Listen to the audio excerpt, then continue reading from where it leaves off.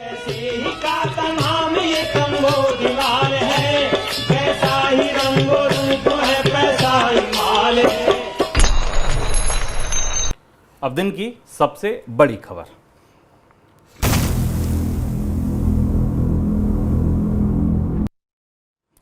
अदानी समूह को लेकर मंगलवार का दिन भी खबरों से भरा रहा। आधे दर्जन खबरें आई देश से विदेश से।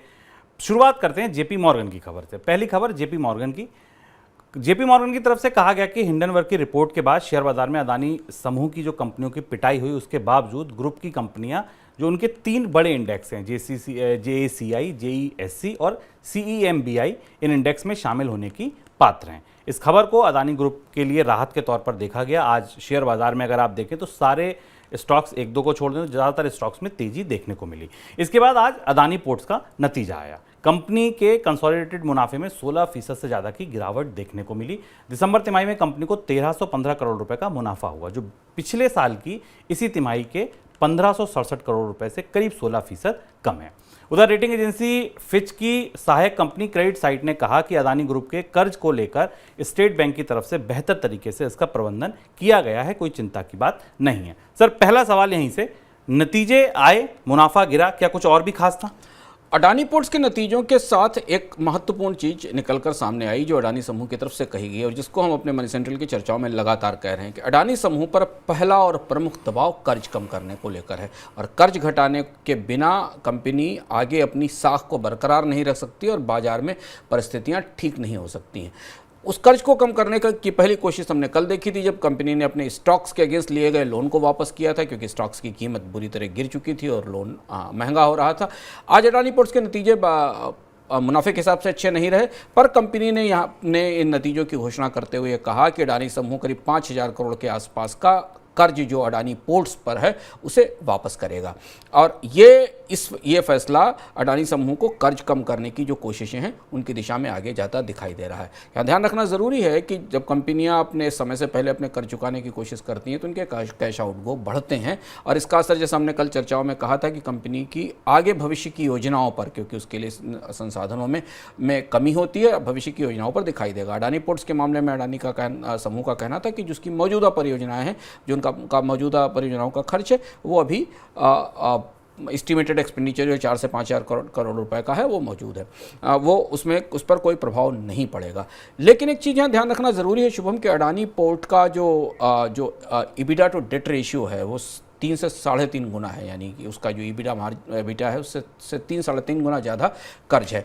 और यहाँ से अब आने वाले पूरे हफ्ते में हमें अडानी समूह से मिलने वाली खबरों में शायद ये बार बार पता चलेगा कि समूह कर्ज कम करने की कोशिश कर रहा है। अगर आप ओवरऑल पूरा देखें तो जो क्रेडिट साइट है फिच की रिपोर्ट, उस हिसाब से अडानी समूह का जो EBITDA से कर्ज का रेशियो 10 गुने से ज़्यादा है और इसीलिए अडानी समूह की बैलेंस शीट पर इतना दबाव दिखता है। इस बीच खबर यह भी है कि अदानी समूह के जो बॉन्ड्स बैंक की ओर से बेचे गए, उन्हें खास किस्म के फंड ने खरीदा है। $1 बिलियन से ज़्यादा के फंड इन फंड्स की ओर से, बॉन्ड इन फंड्स की ओर से खरीदे गए। सर, ये कौन से फंड हैं, क्या करते हैं?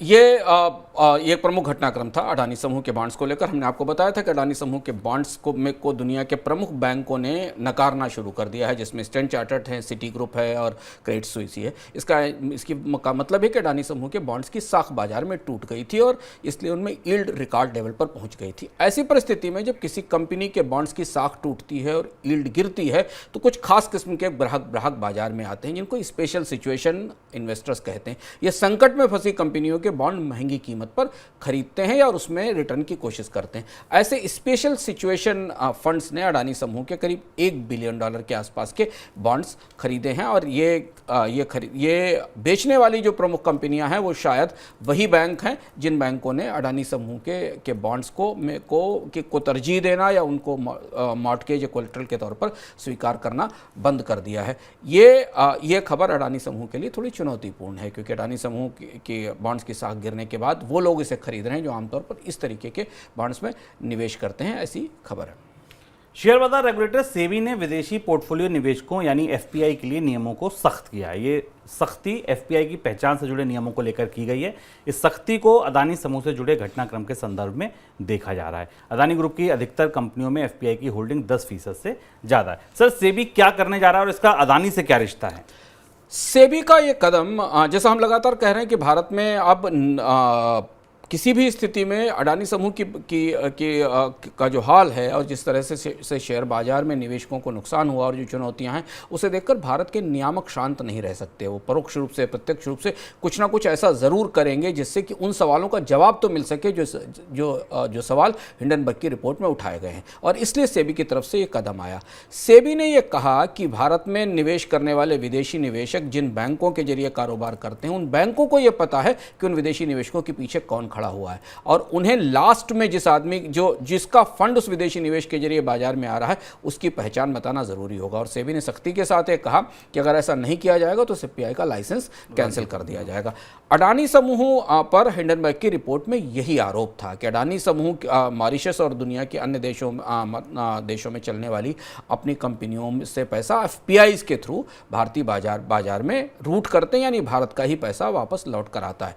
सेबी ने उस आरोप का तो हवाला नहीं दिया, पर स्पष्ट रूप से बैंकों को जो सख्त निर्देश दिए गए इससे शायद बहुत सारी जानकारियां इस संदर्भ में निकल कर आएंगी जिनका आरोप लगाया गया था। जैसे कि एफपीआई की होल्डिंग, जैसा शुभम ने बताया कि अडानी की फर्म्स में एफपीआई की होल्डिंग सिर्फ अडानी विल्मर को छोड़ दिया जाए और एनडीटीवी को छोड़ दिया जाए तो ज़्यादा जगह 10% से ज़्यादा। अडानी इंटरप्राइजेज में 15.4% की एफपीआई की होल्डिंग है, अडानी पोर्ट्स में 14% की है, अडानी पावर में करीब 13% की एफपीआई होल्डिंग है, अडानी ट्रांसमिशन में तो 19% की एफपीआई की होल्डिंग है और Adani Greens, Adani Total, ACC, इनमें भी एफपीआई की होल्डिंग्स काफ़ी बड़ी है।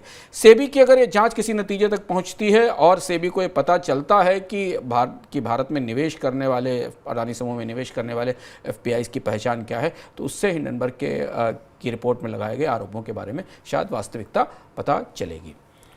इस बीच मॉरिशस की तरफ से ये कहा गया है कि अदानी ग्रुप की कंपनियों को लेकर सेबी उनसे अगर किसी तरीके की जानकारी लेना चाहती है तो वे मॉरिशस के शेयर रेगुलेटर से संपर्क कर सकती है। तो ये तमाम खबरें आज अदानी समूह से जुड़ी। आवा ज इंटरेस्टिंग वीडियो જોવા માટે આપ મની9 ગુજરાતીની YouTube ચેનલને સબસ્ક્રાઇબ કરી શકો છો। સાથે જ રેડ આઇકન બટન દબાવજો। એટલું જ નહીં, મની9 ગુજરાતીના ફેસબુક પેજને પણ આપ લાઈક કરી શકો છો અને ટ્વિટર અને ઇન્સ્ટાગ્રામ આ બંનેને ફોલો કરવાનું ના ભૂલતા, કારણ કે સમજ છે તો સહજ છે।